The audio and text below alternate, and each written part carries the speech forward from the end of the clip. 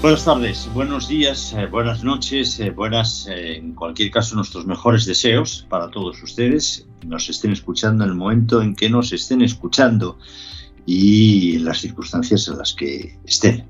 Esto, al fin y al cabo, son las ventajas de lo digital. Usted lo puede sintonizar, escuchar, descargárselo y oírlo cuando crea conveniente. Este programa se graba habitualmente los viernes por la mañana, cuando ustedes ya lo saben, si son habituales, y lo digo porque lo estamos grabando unas horas antes de que se produzca la coronación de Carlos en Inglaterra, que no sé qué número será, pero del que hasta ahora era Príncipe Carlos, pues mañana sábado será coronado en Inglaterra. Una de las primeras decisiones que ha tomado la nueva monarquía, que encarnará el hombre que ha pasado años y años y décadas esperando a tener este puesto de trabajo, ha sido reducir de 8.000 invitados a 2.200 la lista de los que van a tener acceso a esta ceremonia.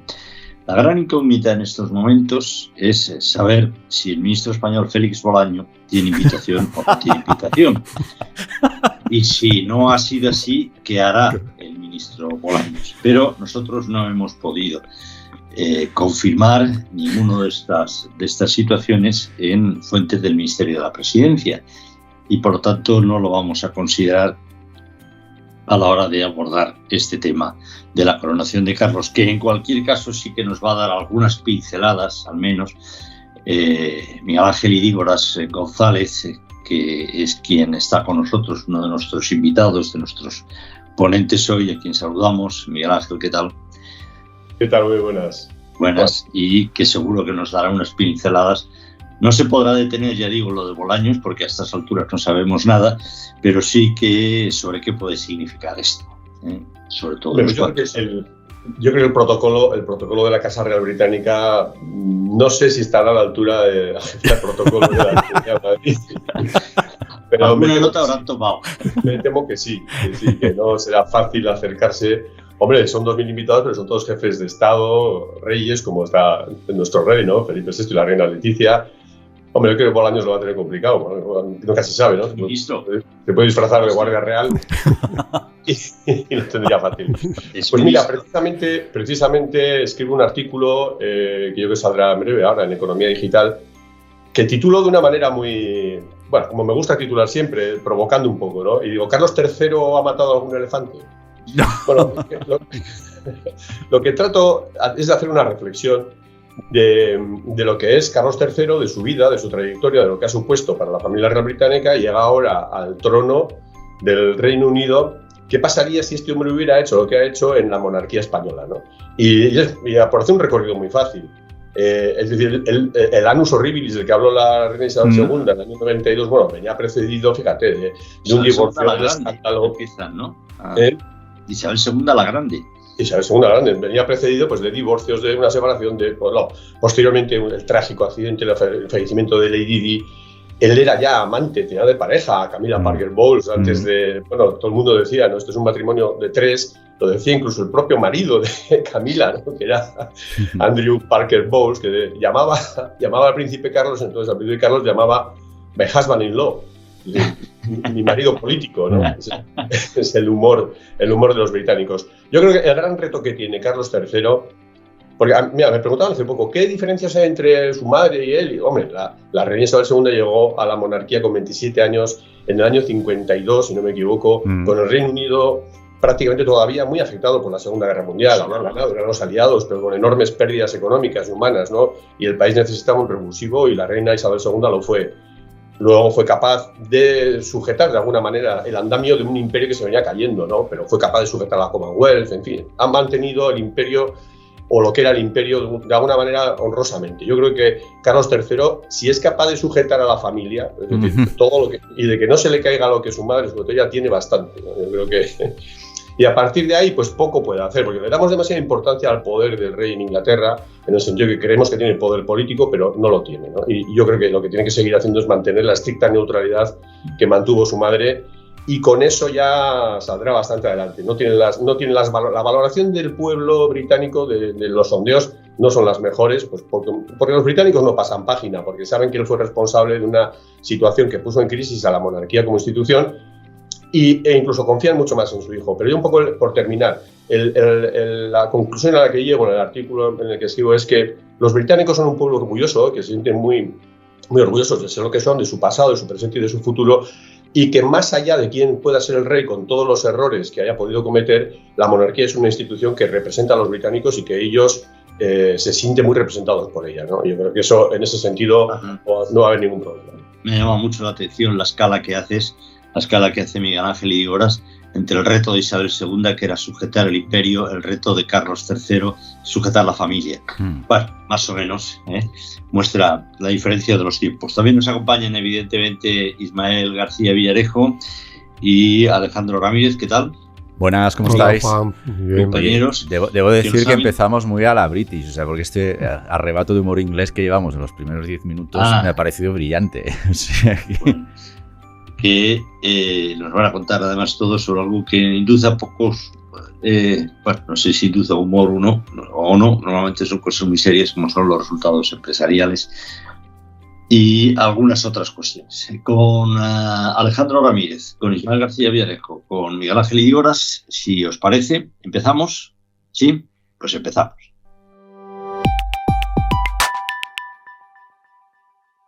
Y empezamos, ya lo ha hecho Miguel Ángel, soltar ese retazo, ese cuadro de lo que podía suponer los retos del hombre que se coronará mañana respecto del momento en que nosotros estamos grabando este podcast, pero probablemente ustedes pues lo escuchen cuando ya ha sucedido, que es ese acto de la coronación de Carlos III. ¿Existen poderes blandos hoy en día? Se habla mucho del poder blando de la monarquía británica. Tú, de alguna forma, te referías a ello, Miguel Ángel, cuando hablabas de que no tienen poder real o no tiene realmente un cierto poder, pero en cambio sigue estando muy presente en la historia y marca el ADN de la actuación de la sociedad británica en general, ¿no? Independientemente. Entonces, a veces a eso se le ha llamado poder blando. Yo no sé si eso es una leyenda urbana, no nos lo creemos realmente. Miguel Ángel, y ya entráis también, si os parece, Alejandro y Ismael. Sí, bueno, yo lo que decía es que no tiene poder político como tal, ¿no? Tiene poder económico y sobre todo de influencia. Lo que hace la Casa Real, lo que hace el rey, lógicamente tiene una influencia directa en muchos ámbitos de la vida y de la política, pero no tiene aparentemente o no debe de tener influencia política, ¿no? Lo demostró la reina Isabel II, fíjate, con algo tan importante como fue el referéndum de Escocia, de independencia de Escocia en el año 14 o durante el Brexit, ¿no? Lo único que le dijo en aquel momento la reina Isabel II, al que era primer ministro, a Boris Johnson, dicho de una manera muy coloquial, es mantén la unidad del reino. O sea, es decir, que lo que las veleidades independentistas de Escocia o los problemas que pueda haber en Irlanda del Norte, Alex es más tranquilo en ese sentido, ¿no? Pero mantén el país unido. Y yo creo que en ese sentido Carlos de Inglaterra le dirá al primer ministro y a los que le toque durante su reinado fundamentalmente eso, ¿no? La unidad del reino. A partir de ahí, pues mira, conservadores, laboristas o los que sean, estén gobernando y sean más o menos europeístas, más o menos anti-Putin, más lo que sea, ahí el rey se tendrá que mantener al margen, dará sus opiniones, lógicamente, pero deberá tener una imagen absolutamente imparcial y neutral. Y eso yo me imagino que seguirá siendo así, ¿no? Como Isabel Rodríguez. Luego hablamos de eso. Alejandro, Ismael. ¿Os habéis sentido? ¿Aún no sintáis? Nada, Alejandro. Está claro que Miguel Ángel ha sido corresponsal en Londres durante muchos años, por lo tanto no pretendo comparar conocimientos, ni siquiera preocupaciones, pero contarnos algo. Sí, no, yo casi que tengo más preguntas para Miguel Ángel que lo que pueda aportar a esta charla. Pero Miguel Ángel, me da la sensación, apelas a la neutralidad del jefe del Estado. Allí también es jefe religioso, es jefe de la Iglesia, pero me da la sensación de que el rey Carlos III ya ha llegado un poco con esa función viciada. Si hacemos caso a las distintas informaciones periodísticas que han ido saliendo durante las últimas décadas, es una persona que sí ha dado pie a que se sepa exactamente de qué pie cojea desde un punto de vista político. No sé si esto puede facilitarle o puede girarse en contra en unos momentos en el que el populismo en el Reino Unido, como en el resto de Europa y prácticamente en el resto del mundo, campa a sus anchas y en el que también hay una crisis política más que evidente en el país. No sé si el Reino Unido ahora con Carlos III puede vivir desde un punto de vista desde un punto de vista de estabilidad institucional tan tranquilo como podía hacerlo con su madre. ¿Qué opinas sobre esto, Miguel Ángel? Sí, yo creo que básicamente lo que decías es cierto, ¿no? Ya viene marcado porque ya ha ido dejando alguna pista de por dónde va, ¿no? El rey y el soberano de Inglaterra también es la cabeza visible de la Iglesia anglicana y en ese sentido tiene una responsabilidad. Fíjate que la coronación misma es una auténtica liturgia religiosa, no es tanto no es para nada un acto religioso, es un acto político, sino absolutamente religioso. Él, más allá de que le pueda gustar o no, sea más practicante o menos practicante, menos creyente o menos creyente, él sin duda va a tener que participar de todo lo que es la tradición monárquica en el Reino Unido, ¿no? No llevará la carroza de su madre, llevará otra, no llevar tantos invitados, bueno, habrá pequeños detalles que él tratará de personalizar, pero en el fondo no, en el fondo es lo mismo. Es decir, y luego los británicos son muy fieles a la tradición, sus tradiciones, sus costumbres, porque saben que eso les ha dado mucho renombre a nivel internacional. Y yo creo que él se plegará en ese sentido. Pero es cierto que el momento político y económico que vive el Reino Unido es preocupante y me imagino que él como rey pues no lo tendrá muy claro. Pero yo creo que es tan escaso el margen político y decisorio que tiene el rey en ese sentido que yo creo que fundamentalmente su gran reto es que no cometer errores. En el Reino Unido, fíjate, la reina de Inglaterra, una de sus grandes virtudes fue que apenas concedió entrevistas a ningún medio de comunicación. Lo hizo a la BBC de manera muy institucional, con aspectos muy concretos, ¿no?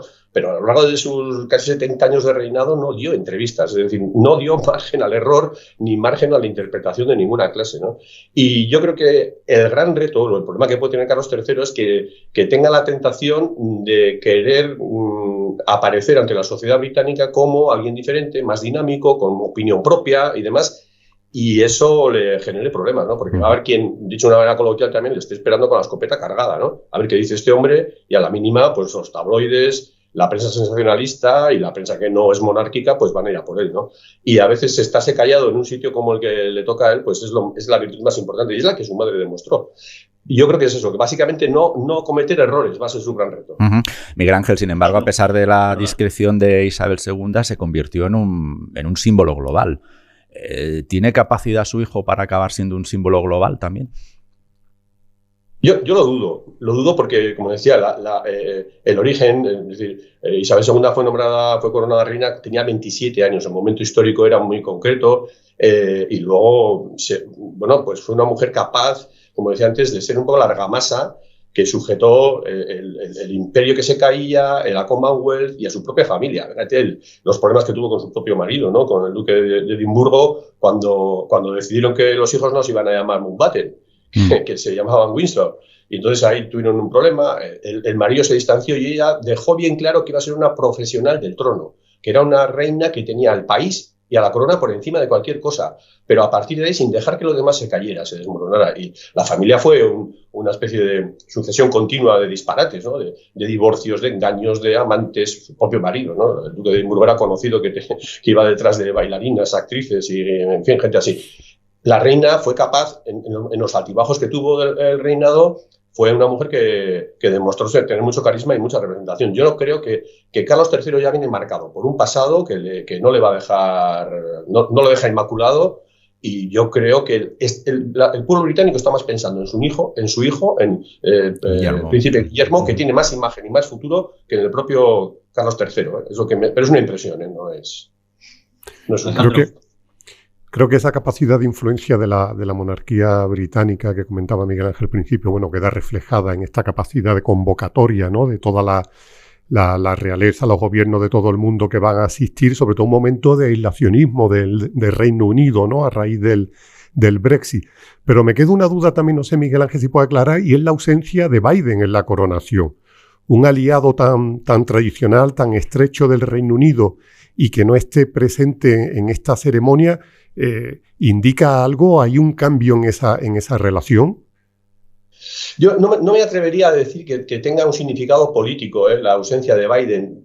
No he seguido las razones que ha esgrimido Washington para justificar la ausencia de Biden. No creo que haya ninguna carga política detrás, una especie de rechazo al reinado, ni mucho menos, ¿no? ni a la monarquía británica. Yo creo que habrá una cuestión personal que hace que Biden no pueda acudir, no lo sé, la desconozco, ¿no? Pero desde el momento en que el Reino Unido salió de la Unión Europea, y así lo estableció, fíjate, en su momento Boris Johnson con el propio Trump. Pero yo creo que eso es algo que no tiene que ver con las personas, tiene que ver con la tradición anglosajona atlantista, ¿no? Los británicos se sienten muchas veces más cerca de Estados Unidos y de su vocación atlantista que de Europa, ¿no? Y yo creo que los vínculos económicos, los vínculos políticos son los dos grandes aliados de la OTAN, ¿no?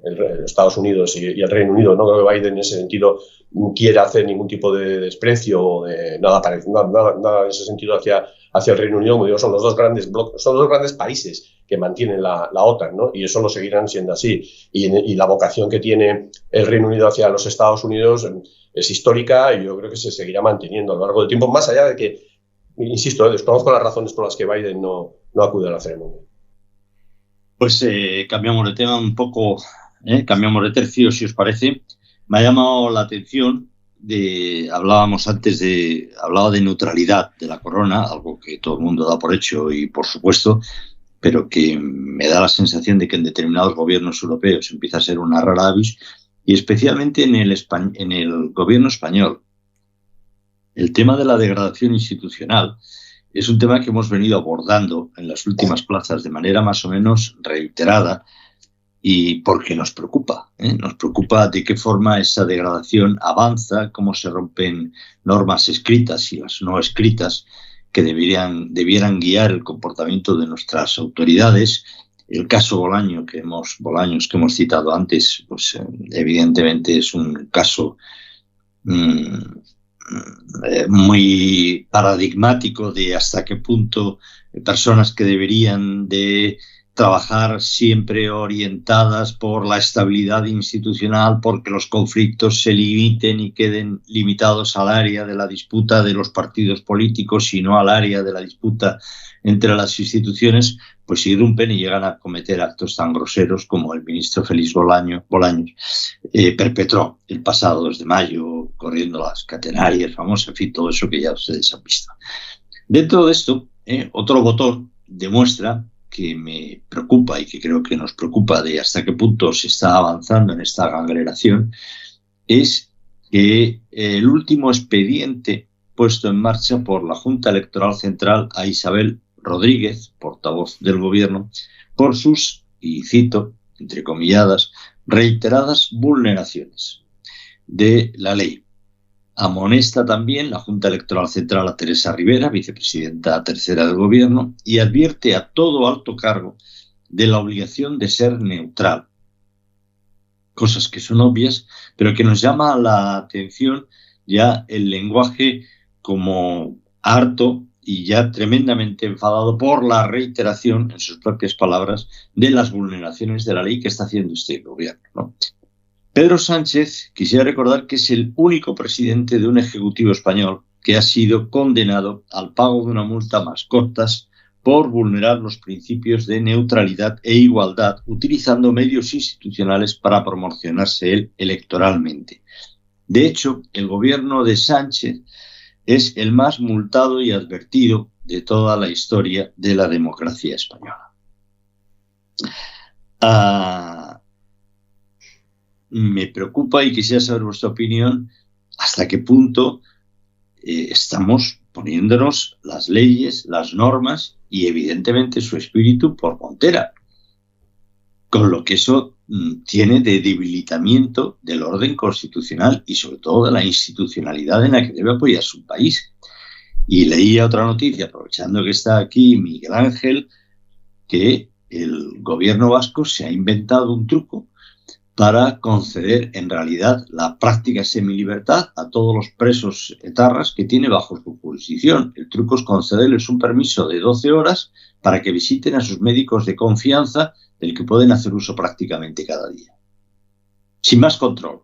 Pero ya las instituciones penitenciarias tienen servicios médicos, ¿no?, que están precisamente para eso, ¿no? Bueno, pues estos señores, en virtud de, supongo, evidentemente, de la libertad absoluta que tienen los gobiernos vascos y el gobierno catalán para hacer lo que les dé la gana en sus territorios a cambio de mantener, entiendo, y eso ya es una hipótesis, al gobierno de Pedro Sánchez, pues la última es esto, prácticamente todos los presos etarras bajo la jurisdicción del gobierno vasco, que yo creo que son casi ya la totalidad, están prácticamente a las pocas semanas de ir allí, están en situaciones de semilibertad. Degradación institucional, expediente Isabel Rodríguez, Alejandro, Ismael, Miguel Ángel. Pues es que esto sabemos que nos preocupa, Juan, pero la semana tras semana para mí no hay novedades más allá de la gravedad del asunto. El 2 de mayo, al fin y al cabo, lo que nos vino, a mí me recordó muchísimo por las dos partes, porque me pareció el espectáculo lamentable tanto por la parte de la Comunidad de Madrid como por la parte del gobierno central. Me recordaba muchísimo la apropiación de las instituciones desde los partidos políticos que se empezó a desarrollar en el 2012 en Cataluña, y lo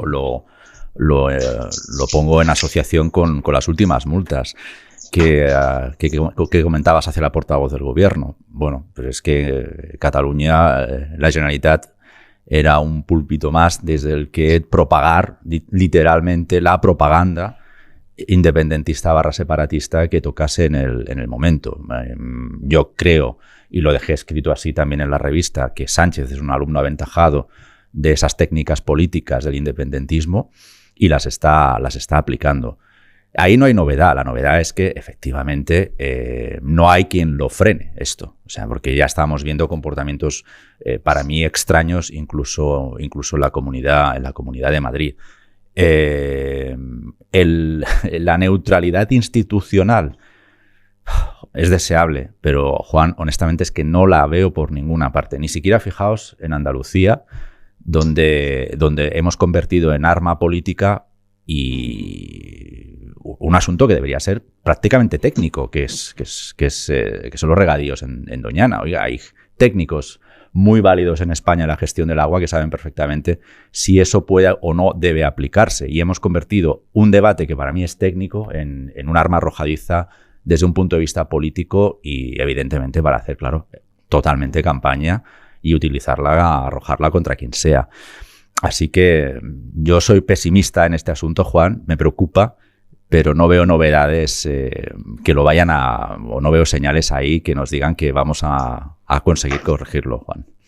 Fíjate, la degradación institucional está llegando hasta tal punto que, recordando este último episodio de Félix Bolaño en la Comunidad de Madrid, me ha llamado muchísimo la atención que el que fuera vicepresidente del gobierno, Pablo Iglesias, culpara de lo sucedido a los escoltas. Otro. O sea, decía que los escoltas tenían que haber apartado a la señora de protocolo y haber pasado Félix Bolaño. Pero bueno, como un señor ex vicepresidente, desconoce cuáles son las misiones de un escolta.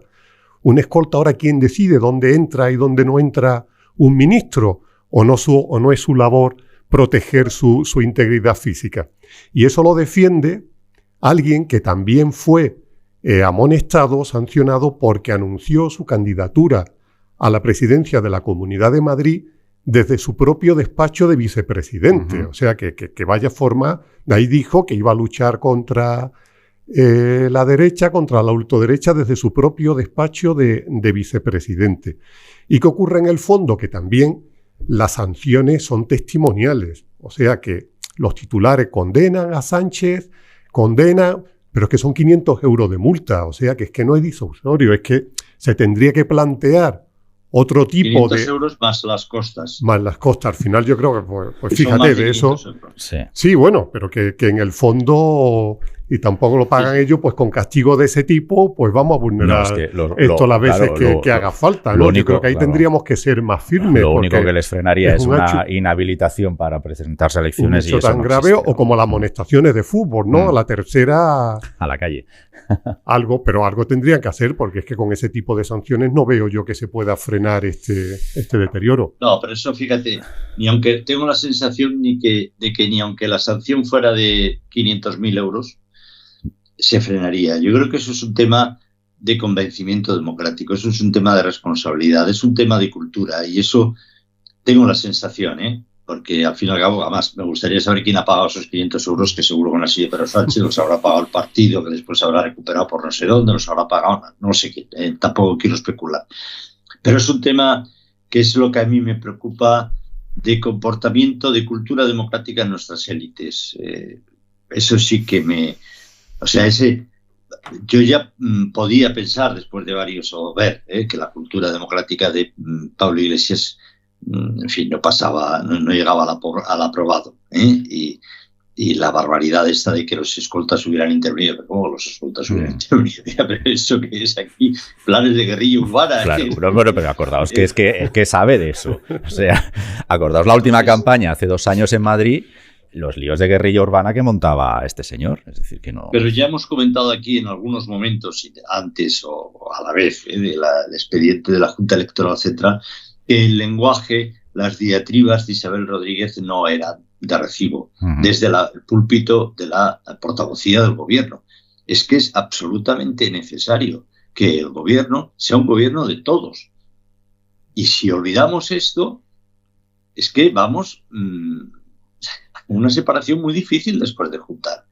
Porque lo menos que puedes esperar es que con los otros, cuando lleguen al gobierno, que algún día llegarán, no sé cuándo, vuelvan a hacer exactamente lo mismo y se querrán proteger de lo que tú harás cuando vuelvas a estar de nuevo en el gobierno. O sea, es que es una dinámica, de verdad que no quiero exagerar ni dramatizar innecesariamente, pero es una dinámica muy guerra civilista.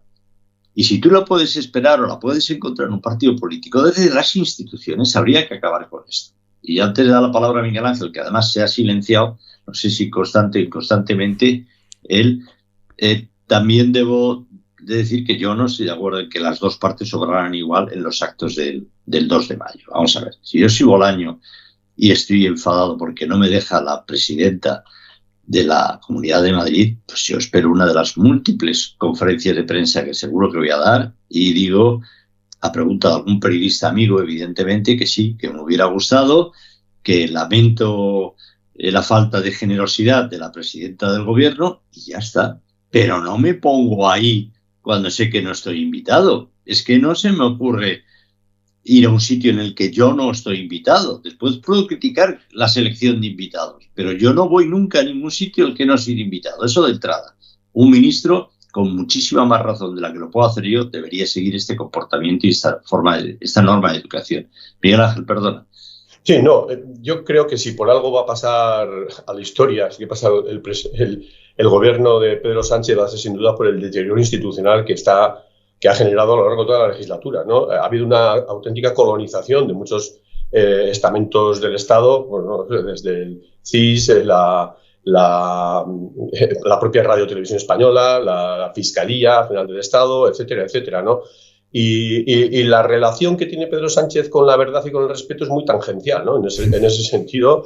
Y lo que está claro es que esta legislatura debería de servir, entre otras cosas, para reflexionar sobre los mecanismos de autodefensa de las instituciones respecto de un gobierno que venga con actitudes absolutamente colonizadoras, como digo, de instituciones a las que tendría que respetar, ¿no? Efectivamente, de poco valen las multas que se le pueda dar, que se le pueda presentar a la portavoz del gobierno por utilizar algo tan sacrosanto como pueda ser el Consejo de Ministros o el lugar donde se da la rueda de prensa del Consejo de Ministros para atacar a la oposición, ¿no? Pero no solamente eso, hay otro tipo de cosas. Hablamos antes del tema de los presos de ETA. Mira, lo que está haciendo este gobierno es, y así de claro, es premiar a los delincuentes para poder seguir manteniendo, para cambiar la ley y así poder seguir estando en el gobierno. Lo ha hecho cuando redujo la sentencia por el tema de sedición, lo ha hecho con los presos de ETA, los que prácticamente ha dejado en una situación de semilibertad a muchos de ellos, incluso contraviniendo sentencias del propio Tribunal Supremo, porque le venía bien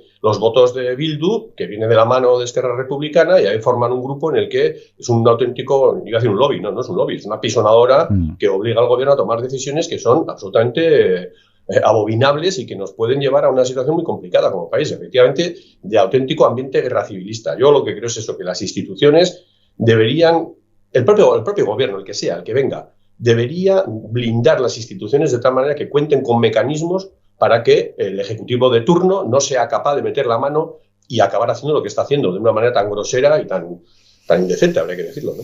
Bueno, hay que recordar, por ejemplo, también que este mismo gobierno que pone el grito en el cielo con lo sucedido con Bolaño ha prohibido a su jefe del Estado acudir a determinados actos. En Cataluña, por ejemplo, la entrega de los despachos a los jueces, como le prohibió que el rey Felipe VI acudiera, ¿no? Por eso que pongan el grito en el cielo con esto que ha sucedido este gobierno con las cosas que hace, la verdad que no deja de ser llamativo. La monarquía es otra de las instituciones en proceso de toma. Pero no solo eso, no dejemos pasar también que hay una invasión de observatorios económicos. Alejandro, tú y yo lo hemos comentado muchísimas veces. Lo último que sabemos, y esto sí que es novedad, es que Calviño está diseñando un nuevo observatorio para poder presionar a la COE, claro, exacto, para poder vigilar los márgenes empresariales.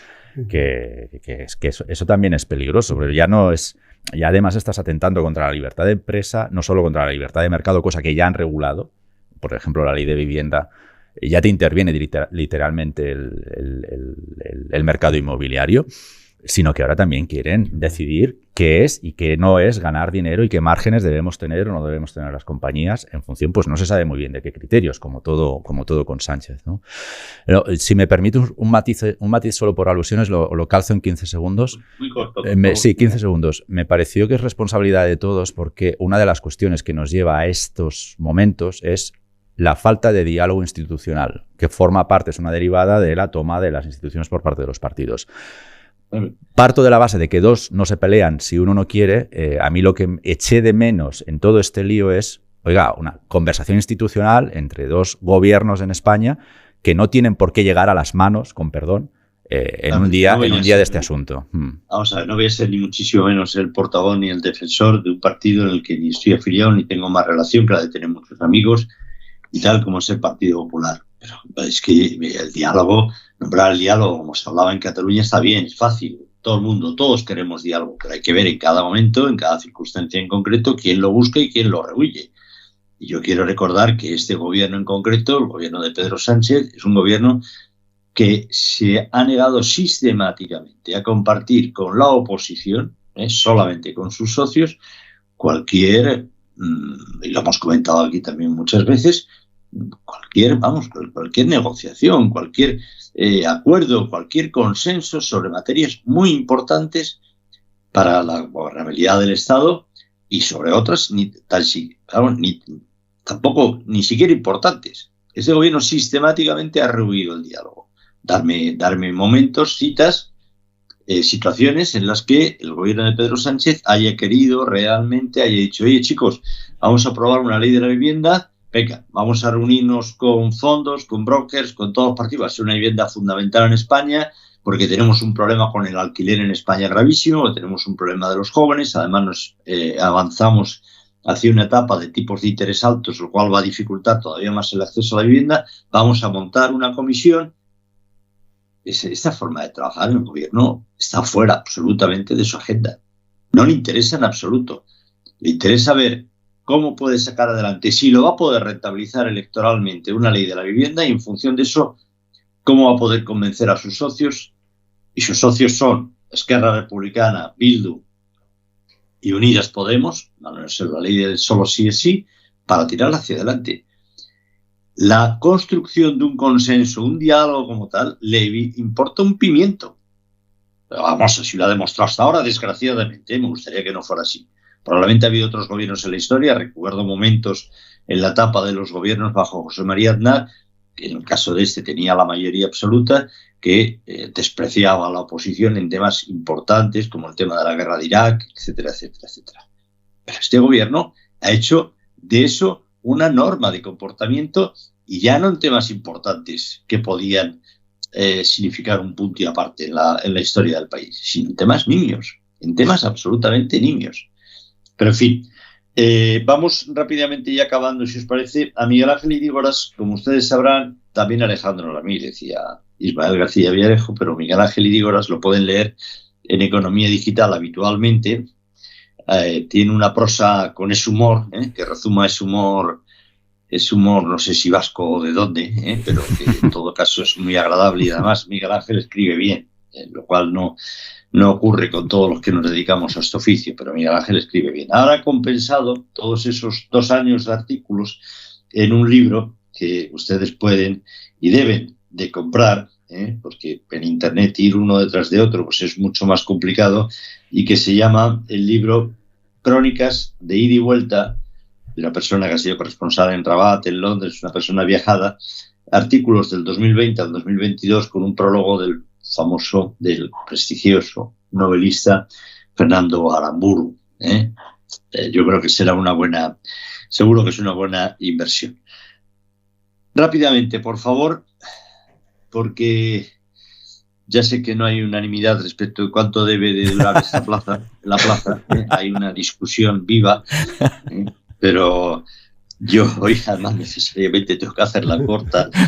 Algo sobre resultados, 2 pinceladas, 2 temas me quedan, me gustaría abordarlos si es que tengo que salir pitando. 1, alguna pincelada sobre la campaña, ¿cómo la veis? Si esperáis algo, si no esperáis nada, la campaña municipal. Yo con Alejandro solamente que me certifique si Vox va a ganar Ceuta, lo cual será algo llamativo. Y luego el tema del tipo de interés y primeros resultados empresariales que están apareciendo respecto del primer trimestre. Rápidamente, en el orden que queráis, como queráis, pero muy rápidamente, por favor. Bueno, si quiero... Bueno, yo por obligación, por ser agradecido, lo primero no puedo dejar de dar las gracias a Economía Digital por permitirme escribir con absoluta libertad y darme la oportunidad de poder escribir, que es algo que no he hecho, fíjate, siendo periodista durante muchísimos años, porque la televisión es muy escueta y obliga a hacer crónicas muy, muy breves, muy alejadas de lo que tiene que ser, de lo que es escribir artículos. Así que en ese sentido, ya que puedo hablar de mi libro, dar las gracias sobre todo a Economía Digital por permitirme escribir estos artículos, y porque este libro es un compendio de ellos, ¿no? Y dicho esto, y dar las gracias, respecto de la campaña electoral o de los resultados autonómicos de las elecciones, yo creo que lo que podrá constatarse es si efectivamente hay un cambio de tendencia, si hay un viento favorable al Partido Popular, que es hacia donde apuntan todas las encuestas, y luego sobre todo va a ser muy interesante ver, y ya sé que esto es muy manido, lo de la palabra del relato, pero el relato que va a tener cada partido, cada formación, sobre todo el gobierno, para tratar de, no voy a decir maquillar, pero interpretar de una manera muy, muy particular determinadas derrotas y determinadas victorias. Yo creo que eso va a ser fundamental. Y luego, por supuesto, los acuerdos que pueda haber, Partido Popular, Vox y demás, y qué comunidades quedan en manos de quién.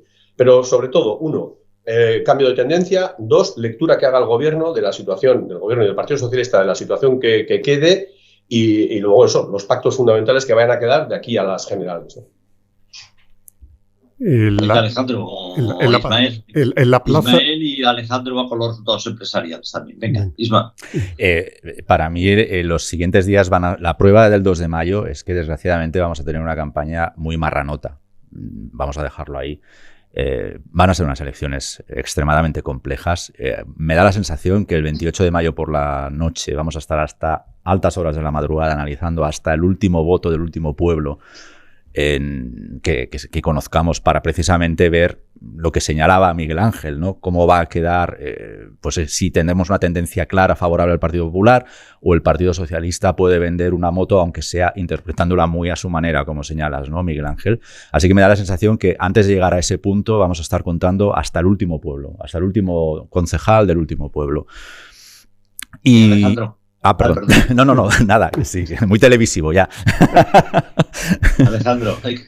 Antes de que el PP lo dijera, lo anunciamos la semana pasada aquí en la plaza, el tema de Ceuta, donde parecía que Vox lo tenía hecho, pero las encuestas han girado hacia el Partido Popular. Especialmente comentamos, pues bueno, por un liderazgo dentro de Vox que es bastante discutido, que ha llegado a tensar demasiado la cuerda en la ciudad y a poner en peligro un poco el equilibrio que tiene que existir entre las diferentes culturas, y parece que ahora parte el PP con ventaja, aunque bueno, va a estar muy reñido. No hay que olvidar que también el presidente Ceuta lleva más de 20 años como presidente y lógicamente acarrea también un desgaste a cuesta, y con todo lo que ha pasado allí, que veremos a ver cómo sucede. Pero lo que parecía hecho, que era que Vox podía dar el sorpaso allí, ahora está ahora está en cuestión. Y en cuanto a los resultados empresariales, muy rápido, pues muy buenos los resultados de la banca, sobre todo a pesar del impuesto Sánchez, que lo ha deslucido, pero que ha servido sobre todo como contrapeso a lo que está pasando en Estados Unidos con la crisis de la banca regional, que se ha reactivado esta semana con 2 nuevos bancos que han entrado en colapso. Y si aquí la banca no se hubiese visto respaldada por esos buenos resultados, pues hubiésemos tenido un contagio mucho mayor en el mercado y las cosas se hubiesen complicado mucho más. ¿Subida de tipos de interés hasta cuándo? Pues la FED parece que se va a tomar una pausa, por lo que insinuó su presidente, pero el BCE va a seguir adelante, por lo menos una subida más en junio de otros 25 puntos básicos, y a partir de ahí ya se plantearía si parar o no. ¿Entre el 4 y el 5 este año? Sí, posiblemente entre el 4. Ahora estamos en el 3,75, el 4 seguro. Pues ha sido un inmenso placer.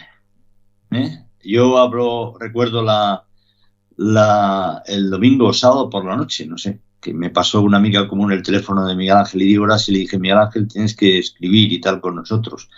Y Miguel Ángel estaba dubitativo: bueno, pero si yo he hecho tele y tal, y sobre todo, y esto de escribir, y yo dije: bueno, mira, yo voy a hacer todo lo posible, como no puede ser de otra manera, porque te encuentres cómodo, y lo de la libertad es, por supuesto, o sea, eso no se discute, eso como la mili, el valor se nos supone, y por lo tanto estoy muy contento de que puedas escribir, como no podía ser de otra manera, con absoluta libertad y con brillantez y con tu capacidad de fino análisis en economía digital. Miguel Ángel, mucha suerte con el libro, Crónicas de Ida y Vuelta. Es culpa mía no invitarte más frecuentemente a la plaza, pero me come el día a día y decido el día antes, llamo a los de siempre, a los habituales, sospechosos habituales, ¿sabes? Pero bueno, voy a intentar hacer algo más porque me encanta y como lo haces, y bueno, gracias a ti, Miguel Ángel. Bueno, muchas gracias, Juan, muchas gracias a ti, y espero que si me invitan la próxima vez, la falta de hábito hace que me olvide del teléfono y que suene cuando no tiene que sonar. Así que práctica y pido disculpas. Muchas gracias. Crónicas de Ida y Vuelta, con recolección de artículos de Miguel Ángel Idígoras en Ediciones Confluencias. Qué nombre. Secuestrado por algunas formaciones políticas, lo de las confluencias. Pero bueno, es verdad. Gracias también a Ismael García Villarejo y gracias a Alejandro Ramírez. Un placer. Ismael, te voy a pedir, fíjate ya incluso en público, ya una confesión pública de que hagas el texto, porque es que me tengo que ir ahora mismo, me está esperando. Y me están esperando y no puedo retrasarlo más. Gracias a todos ustedes, queridos amigos. Esperamos que les haya gustado o no les haya gustado. En cualquier caso, nos lo comenten y participen. ¿Ves? A mí también me suena. Y participen en este episodio, pues con sus comentarios y con lo que ustedes decidan. Gracias a todos. Venga, hasta pronto.